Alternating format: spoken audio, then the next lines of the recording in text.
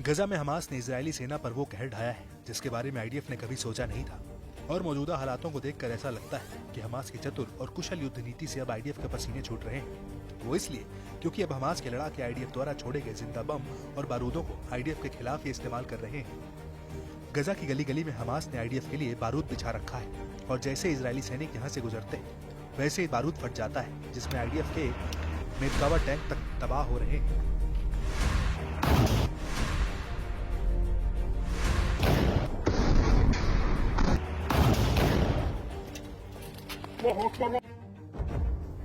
और अब इसी कड़ी में हमास के लड़ाकों ने इजराइल के 25 सैनिकों को या तो मौत के घाट उतार दिया है या फिर घायल कर दिया है। अल कासिम का कहना है कि उसने 13 जनवरी को केंद्रीय रफा के शबूरा कैंप में आईडीएफ की 25 सैनिकों वाली एक यूनिट पर हमला किया था।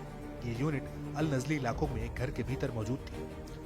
तभी अल कासिम के लड़ाकों ने वहां बिछे बारूद को डिटोनेट कर दिया। इसके अलावा अल कासिम ने लड़ाकों के 2 ट्रूप कैरियर्स को भी निशाना बनाया है।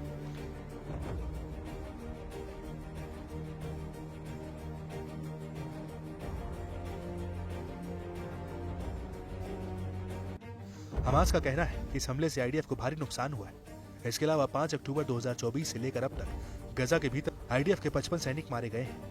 हालांकि इन हमलों से पहले इजरायली मीडिया ने उत्तरी गजा में आईडीएफ पर एक और हमले की जानकारी दी थी, जिसमें कहा गया था कि अल कासिम के हमले में 5 सैनिक मारे गए हैं जबकि 11 से ज्यादा घायल हुए हैं।